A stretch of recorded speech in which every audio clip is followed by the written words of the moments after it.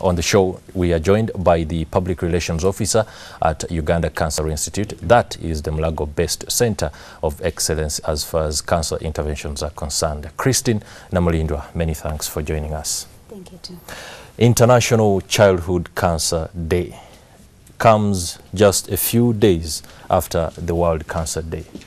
Somebody would imagine, is it by design or is it a result of unavoidable circumstances which may include the incidence perhaps of cancer, that there is need to put these 2 days together so as to perhaps galvanize a lot more attention to the spectre of cancer? When we look at the International Childhood Cancer Day as well as the World Cancer Day, these days were put together by the UICC. This is the Union for International Cancer Control, where Uganda Cancer Institute subscribes as a member. So when they looked at the World Cancer Day, you know, when we look at the world cancers, usually people tend to forget the children. So it's much better for the days to be put just close to each other so that we don't forget the children. Okay. Because when we tell people on 4th World Cancer Day, we are commemorating all the cancers. Then immediately, before they forget, let's put in the child. So let the child keep on ringing in someone's mind. Hey, we are not only looking at adult cancers, even children are being affected. Okay. So it just comes timely in the same month. Talking about the incidence of cancer among children in Uganda, should we be very worried? I wouldn't like us to cause an alarm. Okay. Don't say every child, but we should say the trend is on the increase. It is on the increase. Those who want to worry, it's not good to worry, because you may worry and end up getting cancer because you've worried about. Most of the time when we see cancer victims, especially children, we see swollen faces, we see other parts of the body swollen, and it's not a very good, no, it's not something good to look at, and it worries. But what are those common cancers that are afflicting our children?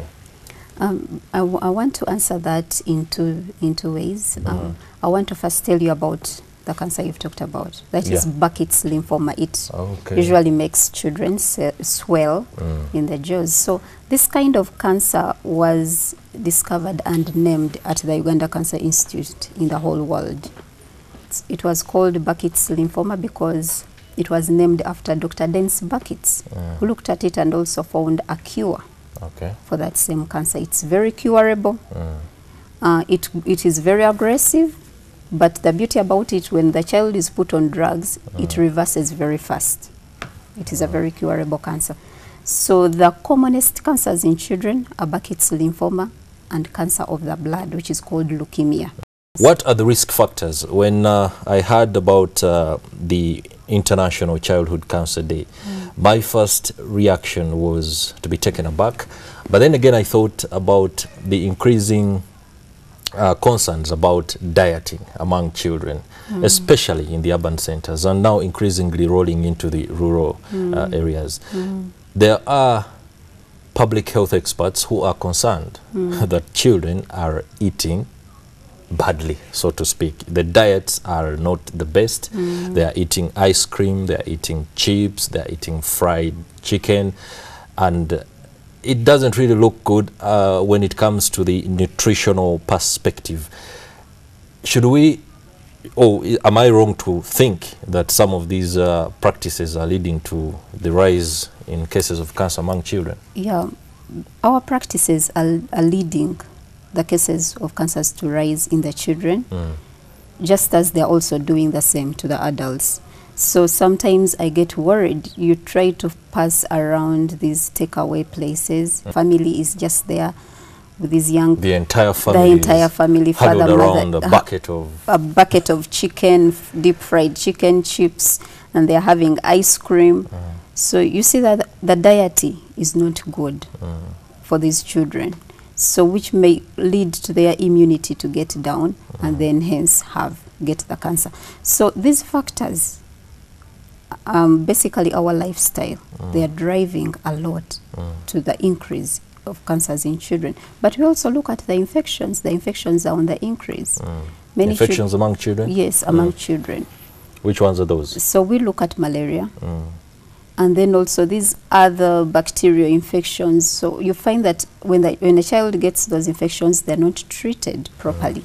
So the infections keep on recurring, which may lead to someone getting cancer, say cancer of the blood, Burkitt's lymphoma. So we see that the factors are many among the children.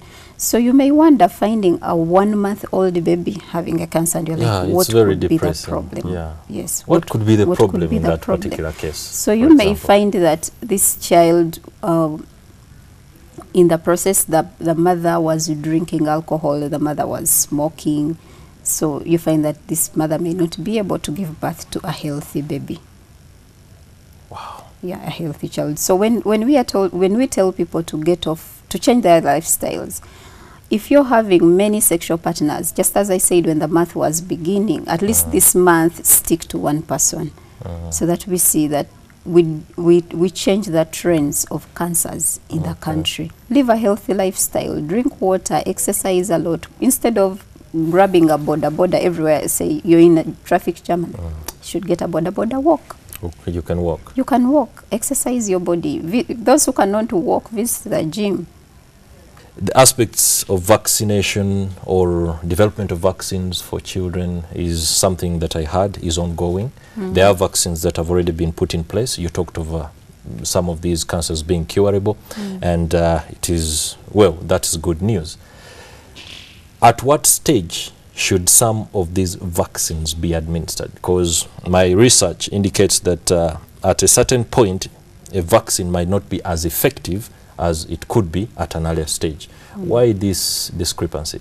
When we look at the vaccines for cancer, we have the HPV vaccine that is for cervical cancer, and then the hepatitis B vaccine. But the vaccine that I want to talk about is the vaccine that we are going to administer to children tomorrow, which is the 15th.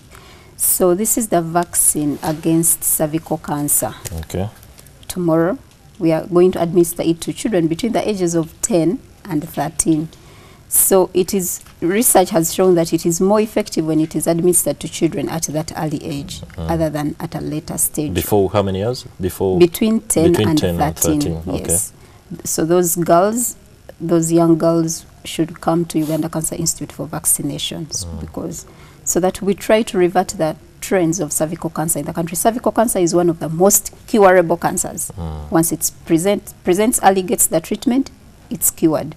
But why are people dying? They present late. So let's try to revert. Let's try to immunize these young girls so that the trend can change in years to come. Okay.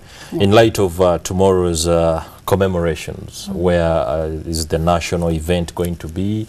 What should we look up to, apart from, of course, the main thing being the vaccination rollout?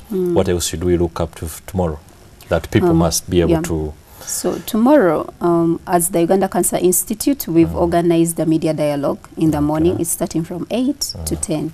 So every information that you want to know about childhood cancers is going to be given to you tomorrow. That's right. By the pediatric oncologists.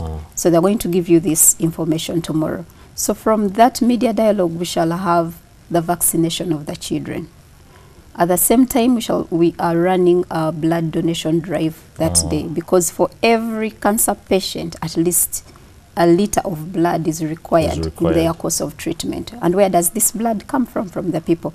So tomorrow, we encourage everyone to come and donate blood. If you're a man, you come and donate blood. If you're a young girl, come for that vaccination, just like that.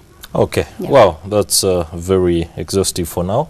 And many thanks. Tomorrow, we do hope we shall have the greater picture of the incidence of these cancers among children, and of course have also a clear way forward in terms of interventions that are being put in place by the various stakeholders. We shall be able to speak to some experts, and of course you can be rest assured that story shall be coming comprehensively to you tomorrow, the 15th of February 2016. Many thanks for joining us. Thank you too.